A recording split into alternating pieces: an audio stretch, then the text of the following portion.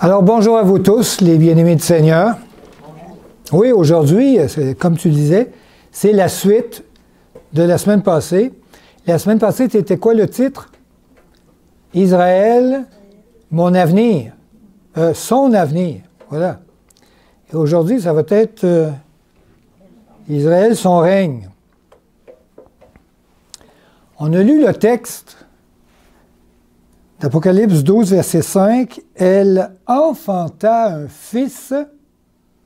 Elle, c'est Marie, le fils, c'est Jésus, hein, qui doit paître toutes les nations avec une verge de fer. Beaucoup prennent ce verset-là et croient que Jésus va venir régner sur le monde.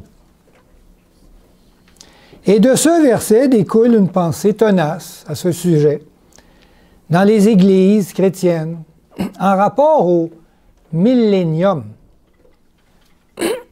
Pardon.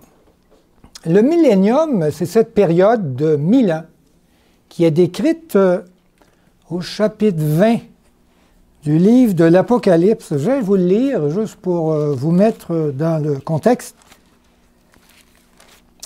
Apocalypse chapitre 20, au début, c'est marqué « Puis je vis descendre du ciel un ange qui avait la clé de l'abîme et une grande chaîne dans sa main.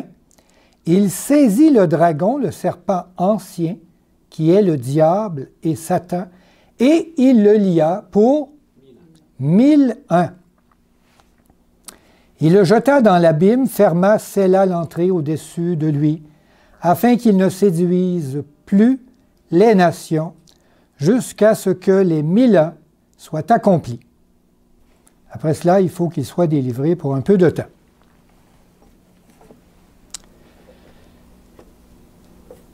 Et cette pensée du millénium qui prend place après le retour de Jésus, notre Seigneur Jésus-Christ, et là, il va avoir 1000 ans sur terre. Et certaines personnes croient qu'à ce moment, Jésus va régner sur terre à Jérusalem, ici, pendant 1000 ans. C'est un 1000 ans où Jésus va régner. Et ce sera pendant ce temps une ère de paix, de prospérité, dans laquelle les humains impénitents disposeraient d'une seconde chance pendant cette période probatoire supplémentaire.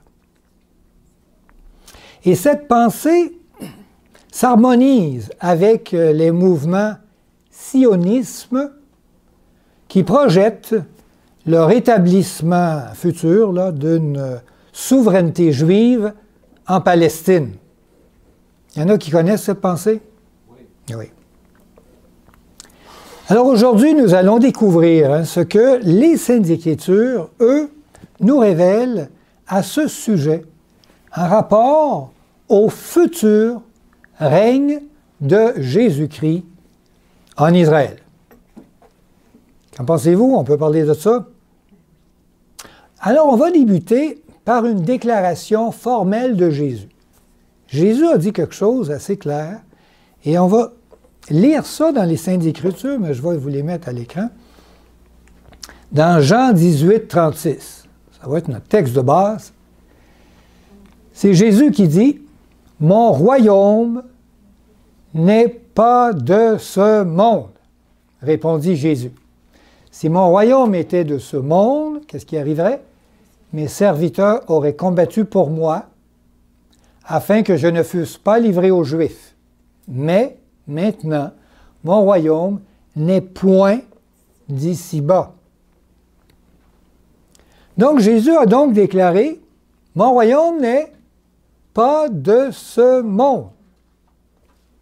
C'est une vérité qu'a assez clairement exprimée notre Seigneur lorsqu'il se tenait devant le préfet Ponce Pilate pour répondre aux accusations des Juifs à son égard.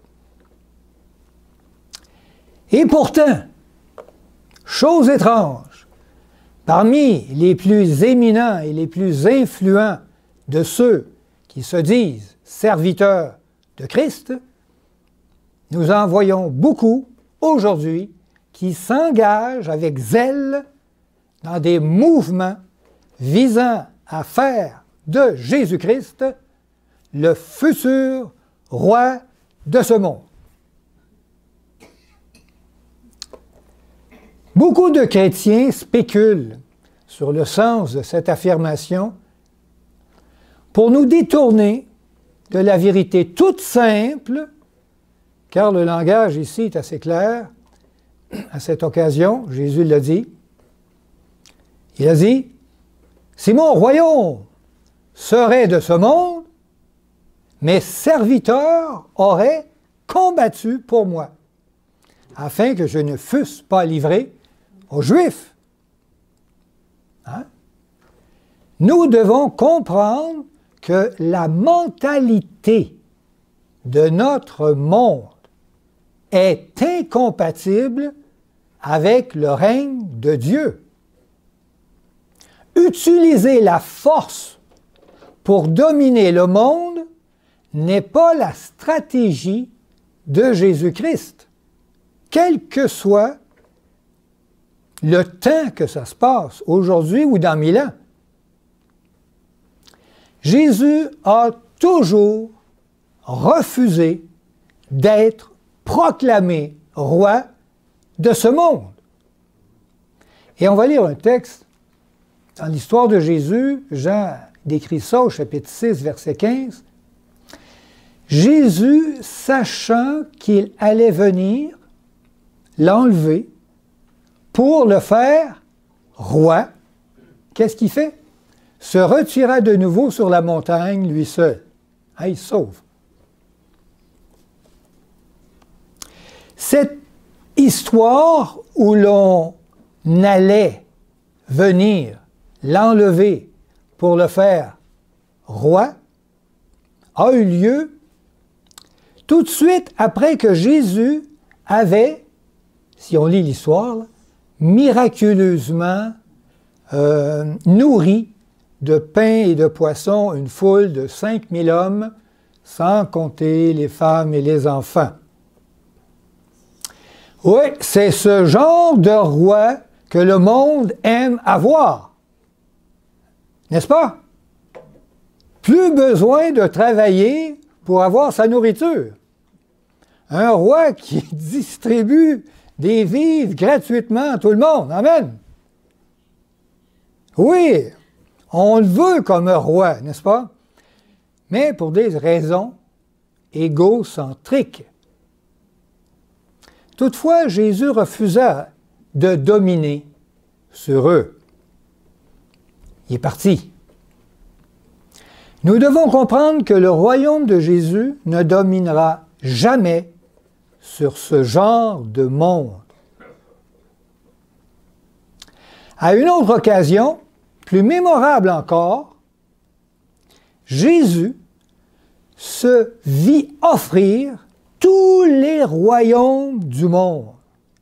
Et il déclina encore la proposition. Vous vous rappelez de cet événement? On peut lire ça dans Matthieu 4, verset 8. Donc le diable le transporta encore sur une montagne très élevée. Il lui montra tous les royaumes du monde et leur gloire. Jésus lui dit, Satan lui dit, « Je te donnerai toutes ces choses si tu te prosternes et m'adores. » Jésus lui dit, « Retire-toi, Satan, car il est écrit, tu adoreras le Seigneur, ton Dieu, et tu le serviras lui seul. » Bien, certains diront peut-être qu'une telle proposition de la part de Satan n'était pas envisageable. Alors oui, venant du diable qui désirait être adoré. Mais la vérité est que si vous avez l'intention de donner à Jésus la domination de ce monde, vous faites l'œuvre du diable. Oui, accepter de régner sur les royaumes d'aujourd'hui, c'est d'accepter que Satan cède sa place sans que le cœur égocentrique de ses sujets ne soit changé. C'est dans le cœur que Jésus doit régner, et non sur ce monde. Croire à un millénium de paix et de prospérité avec ce monde ne pourrait que servir la cause du diable. Notre monde corrompu a été donné au diable. Oui, on peut lire ça, un texte assez clair. Il est dit, et lui dit, donc c'est Satan qui parle à Jésus, « Je te donnerai toute cette puissance et la gloire de ces royaumes, car elle m'a été donnée, et je la donne à qui je veux. » Ben oui, ça lui appartient. Ça lui appartient car au début, Adam lui a remis les clés de notre monde. Et Satan est devenu le prince de ce monde. C'est le terme qu'on emploie dans Jean 12, 31. Il est devenu prince non de droit, mais par la fraude et la ruse. Chaque pécheur est un serviteur du diable. Et où le péché règne, Satan règne avec lui. Ces deux choses matchent ensemble. Ils sont inséparables. Ils doivent subsister ensemble ou tomber ensemble. Et puisque le péché n'est pas arrivé à sa fin, mais règne encore aujourd'hui, Satan continue toujours d'être le prince de ce monde, ayant entre ses mains la puissance et la gloire des royaumes de la terre. Jésus ne peut pas régner sur ce genre de monde. Ainsi donc, toute tentative de faire de Jésus le roi de ce monde, que ce soit par l'épée, ou par le scrutin, ou par quelque autre moyen, n'est en réalité rien d'autre qu'une tentative de donner à Christ ce que le diable lui avait offert sur la montagne de la tentation et que Jésus a refusé. En d'autres termes, ce n'est rien de moins que le désir d'établir une entente entre le Christ et le diable. Dans le royaume de Jésus-Christ, le futur royaume de Jésus-Christ, les incrédules n'ont pas leur place. Non, Jésus ne peut pas régner dans un monde impur où règne encore le péché. Bon, toutefois, c'est vrai que Jésus va un jour prendre possession des royaumes de cette terre et qui va régner comme roi des rois, seigneur des seigneurs, comme le disait le verset dans l'Apocalypse 12,5, « Elle enfanta un fils qui doit paître les nations avec une verge de fer. » Apocalypse 12,5. Et il y a des gens qui pensent que paître avec une verge de fer, c'est régner à Israël. Interprétation, n'est-ce pas, complètement fausse. On va essayer de comprendre ce que la Bible dit, ce que ça veut dire paître avec une verge de faire. Mais, avant de régner, c'est clair, il doit préalablement, auparavant, détruire cette planète avec son péché, car ce monde est l'œuvre du diable. Lisons un texte, Jean, épître de Jean, première épître, chapitre 3, verset 8. C'est dit, « Celui qui pêche est du diable, car le diable pêche dès le commencement. Le Fils de Dieu apparut afin de... » Est-ce marqué réparer, améliorer, détruire les œuvres du diable? C'est assez clair. À son retour, Jésus va détruire cette terre et puis par après la purifier par le feu. Il n'en restera plus rien. Vous n'êtes pas convaincu? Sophonie l'avait très bien prédit. Chapitre 1, verset 2. Dieu dit, « Je détruirai tout sur la face de la terre. » Hey, tout. Dit l'Éternel, « Je détruirai les hommes. » Si tu n'as pas compris, il va continuer. Hein? Les hommes, les bêtes, les oiseaux du ciel, les poissons de la mer, les objets de scandale et les méchants avec eux. Comprends-tu que c'est tout? J'exterminerai les hommes de la face de la terre, dit l'Éternel. Ouais, ce texte, si on le comprend mal, c'est assez clair, hein? Et après cette destruction, quand tout sera purifié par le feu, à ce moment, le diable ne sera pas en enfer pour l'éternité, mais il sera bel et bien, lui aussi, détruit pour toujours. C'est effectivement pour anéantir toute trace du péché que Jésus est venu souffrir pour nous. Hébreux 2,14. Ainsi donc, puisque les enfants participent au sang et à la chair, il y a également participé lui-même afin que, par la mort, il anéantit celui qui a la puissance de la mort. Il anéantit qui? C'est-à-dire le diable. Il va l'anéantir. Il n'est pas en tête qu'il va survivre en enfer pendant longtemps. Il va être détruit. Alors, Dieu n'a pas pour dessein de réparer ce monde détraqué, mais de le anéantir. Jésus ne peut pas régner sur ce monde défectueux, même pour accomplir une réparation, comme certains voudraient le faire croire. Non, son royaume n'est pas de ce monde.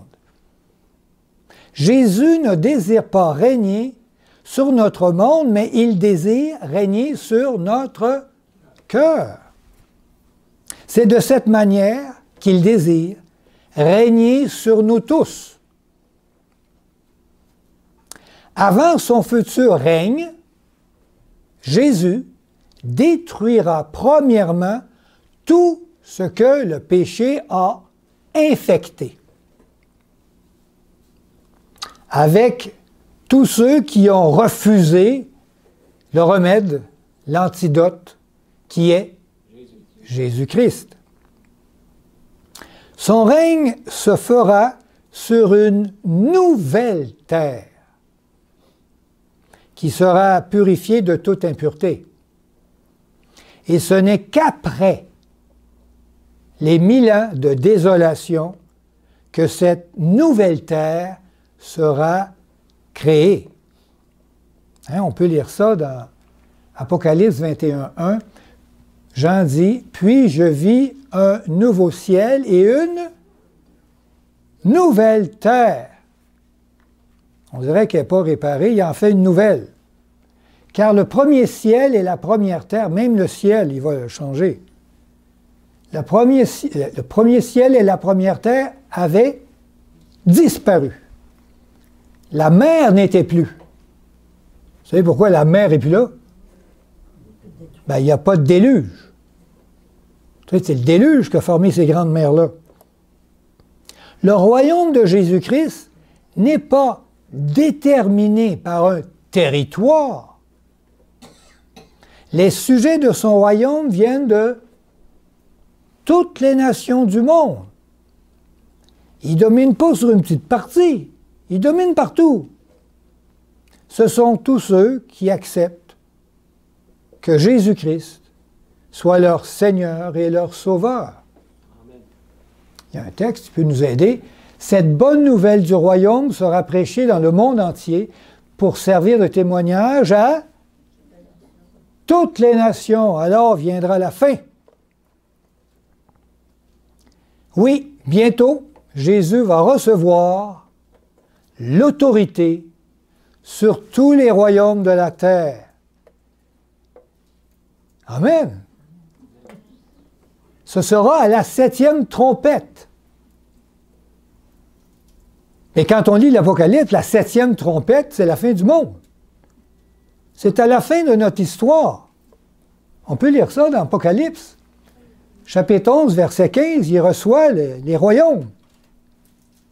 Le 7e ange sonna de la trompette, et il y eut dans le ciel de fortes voix qui disaient, hein, c'est merveilleux, le royaume du monde est remis à notre Seigneur et à son Christ, et il régnera au siècle des siècles. Amen. C'est pas en Israël. Mais que fera Jésus? Qu'est-ce qu'il va faire, Jésus, avec tous les royaumes de ce monde qui va lui être donné? Au moment où, septième trompette, là, on lui remet tous les royaumes de ce monde. Qu'est-ce qu'il va faire avec ça? Hein? Inventons rien, on va le lire, on va le lire. On va le lire. On va commencer par les psaumes. Psaume 2, verset 7. J'ai mis ce petit coin-là parce qu'on dirait que là, il lui remet les royaumes. Je publierai le décret. L'Éternel m'a dit, tu es mon fils, je t'ai engendré aujourd'hui. On ne veut pas se tromper, il parle de Jésus. Tu sais. Demande-moi et je te donnerai les nations pour héritage, les extrémités de la terre pour possession. C'est bien ça. Tu les briseras avec une verge de fer, on disait, hein? Avec une... Ben oui, c'est ça. Tu les briseras comme le vase d'un potier. Qu'est-ce qu'il fait avec sa verge de fer? Il casse tout ça. Partout dans la Bible, c'est la même histoire. Quand Jésus prend possession des royaumes de la terre, ils sont frappés, brisés, détruits par la colère de Dieu. Lisons un texte qui décrit encore mieux ça, mais dans l'Apocalypse. Tu sais, la 7e trompette, ça peut nous aider. Apocalypse 19, verset 11. Puis je vis le ciel ouvert, et voici parut un cheval blanc. Celui qui le montait s'appelle Fidèle et Véritable. Pensez-vous que c'est Jésus? On va continuer de lire pour être bien sûr. Et il juge et combat avec justice. Ses yeux étaient comme une flamme de feu. Sur sa tête étaient plusieurs diadèmes. Il avait un nom écrit que personne ne connaît si ce n'est lui-même. Bon, ça ne nous aide pas. Verset 13. Et il était revêtu d'un vêtement teint de sang. Son nom est la parole de Dieu. Ouais, ça peut nous aider, hein? Les armées qui sont dans le ciel le suivaient, sur des chevaux blancs, les autres aussi, revêtus d'un fin lin blanc et pur. Verset 15.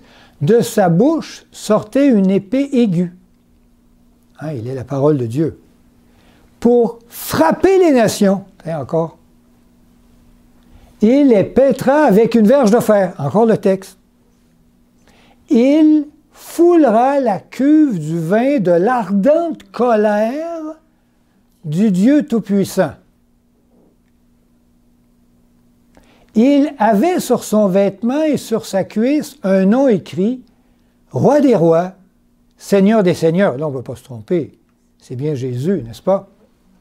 Et il va frapper de l'ardente colère de Dieu. Bon, il y en a qui lisent ça, puis ils ne sont pas convaincus encore. C'est bizarre. Ils ne sont pas convaincus que le monde va être détruit. Hein? Alors, qu'est-ce qu'on fait? Ben, on va lire la suite de ce cheval blanc. On va lire ça, verset 17. « Et je vis un ange qui se tenait dans le soleil. Il cria d'une voix forte, disant à tous les oiseaux qui volaient par le milieu du ciel, « Venez, rassemblez-vous pour le grand festin de Dieu. » Ça a l'air joyeux, mais ce n'est pas joyeux. Verset 18. « Afin de manger la chair des rois, la chair des chefs militaires, la chair des puissants, la chair des chevaux et de ceux qui les montent, la chair de tous. » Non, on ne peut pas en éliminer. Là. « Libres et esclaves, petits et grands, et je vis la bête et les rois de la terre et leur armée rassemblés pour faire la guerre à celui qui était assis sur le cheval et à son armée. » Ils veulent faire la guerre à qui? Jésus. Ben oui, à Jésus. Wow! Verset 20. « Et la bête fut prise, et avec elle le faux prophète, qui avait fait devant elle des prodiges, par lesquels il avait séduit ceux qui avaient pris la marque de la bête et adoré son image. » Séduction. « Et ils furent tous jetés vivants dans l'étang ardent de feu et de soufre. » Ça a dû les tuer, ça, je pense bien. Verset 21. « Et les autres furent quoi, les autres qu'on fait avec? On les garde pour...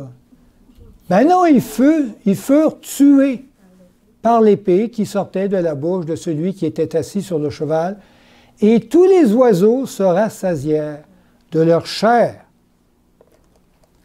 Ouais, ben il ne reste pas grand-chose, on dirait, hein, avec ce conflit.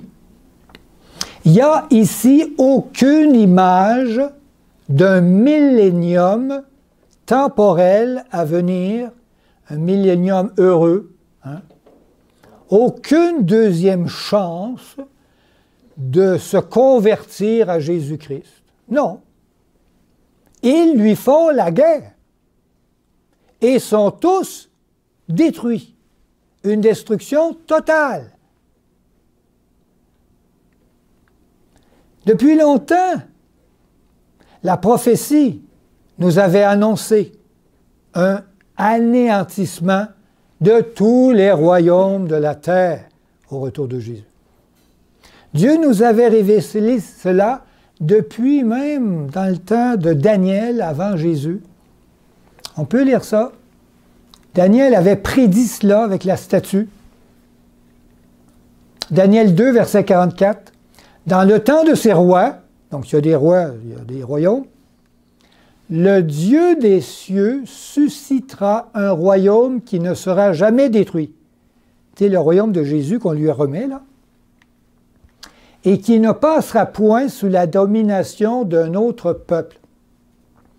Ce royaume brisera et anéantira tous ces royaumes-là. Qu'est-ce qu'il va faire? Il va les anéantir. Et lui-même subsistera éternellement. Verset 45. C'est ce qu'indique la pierre que tu as vue se détacher de la montagne sans le secours d'aucune main, et qui a brisé le fer, l'airain, l'argile, l'argent et l'or. Le grand Dieu a fait connaître au roi ce qui doit arriver après cela. Le songe est véritable et son explication certain. Nous ne devons pas avoir d'autre pronostic d'avenir que la destruction complète de notre monde lors du retour prochain de Jésus-Christ. Et pour que ce soit incontestable, Jésus savait que il y aurait des idées un peu bizarres à la fin du monde. Jésus compare cette période avec l'époque de Noé. Vous savez ce qui est arrivé avec Noé? Lors de l'ancien monde qui périt dans un déluge d'eau universelle, cette destruction fut totale. Toute la terre était complètement émergée d'eau et qui est un type de la fin du monde qui est projeté dans le futur. On peut lire ça dans Matthieu 24. C'est Jésus qui nous amène cette image.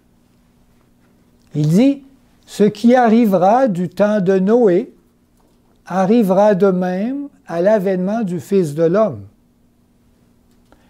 Car dans les jours qui précédèrent le déluge, les hommes mangeaient et buvaient, se mariaient et mariaient leurs enfants, jusqu'au jour où Noé entra dans l'arche. Et ils ne se doutèrent de rien, jusqu'à ce que le déluge vint et les emporta. Juste une partie, on garde tous. Il en sera de même à l'avènement du Fils de l'homme. Cette comparaison suffit à elle seule à éclaircir notre horizon prophétique de tout brouillard millénariste. Mais comment c'était au jour de Noé? La Bible nous dit, « L'Éternel vit que la méchanceté des hommes était grande sur la terre, que toutes leurs pensées de leur cœur se portaient vers chaque jour uniquement vers le mal. » On lit ça dans Genèse chapitre 6, verset 5. Les antidiluviens, ceux qui étaient avant le déluge, s'étaient détournés de Dieu. Ils refusaient de se conformer à sa sainte volonté. Ils avaient voulu suivre les pensées perverties de leur propre imagination profane. Cette méchanceté causa leur destruction. Aujourd'hui, le monde suit la même direction. Rien n'annonce un millénium de gloire prospère. Les transgresseurs de la loi de Dieu aujourd'hui remplissent actuellement la terre de leurs mauvaises actions. Le monde sera bientôt rempli de violence, de ruse et de tromperie. On va sur Internet, on ne sait plus si c'est vrai ou si c'est faux. Il n'y a que de la ruse et de la tromperie, partout. Partout. Cette comparaison avec le monde au temps de Noé ne peut être plus claire. Le retour de Jésus entraînera la destruction de tous les êtres humains qui ne seront pas enlevés au ciel avec lui avant. Comme au jour du déluge, dans l'arche. Les saints seront récupérés et sauvés de la destruction totale. Il n'y a ici aucun millénium prospère en vue, aucune restauration de la terre à ce moment. Pendant 1000 ans, la terre ressemblera à un grand charnier où on n'enterre même pas les morts. Voilà ce qui est certain, selon les Saintes Écritures. C'est notre histoire, la destinée de notre humanité. Toute tentative d'établir Christ comme roi de ce monde, par n'importe quel moyen par lequel on obtient ou on exerce le pouvoir sur la terre, n'est que pure folie. Le motif peut être louable, mais la tentative est parfaitement insensée et je dirais même satanique. Si on vous dit que Jésus régnera sur Israël en Palestine, ne le croyez pas. On va lire un texte. Dans Matthieu 24, 23, si quelqu'un vous dit alors, le Christ est ici ou il est là, qu'est-ce qu'il dit Jésus? Ne le croyez pas, car il s'élèvera de faux Christ et de faux prophètes. Ils feront de grands prodiges et des miracles, comme Jésus, au point de séduire, s'il était possible, même les élus. Voici, je vous l'ai annoncé d'avance. Si on vous dit, voici, il est dans le désert, n'y allez pas. Voici, il est dans les chambres, ne le croyez pas. Quand le royaume de Christ sera instauré, comme il nous l'a enseigné, la volonté de Dieu sera faite sur la terre comme au ciel, totalement. Cela veut dire que la terre sera alors parfaite, sans péché et sans pécheur. Mais ce sera une nouvelle terre, car celle qui subsiste encore aujourd'hui est réservée pour le feu, pour le jour du jugement et de la ruine des hommes impies. Ça, c'est dans 2 Pierre 3, 7. C'est cela la vérité parfaite. Que Dieu nous garde de toute hérésie à ce sujet. Amen. Amen. Que Dieu vous bénisse.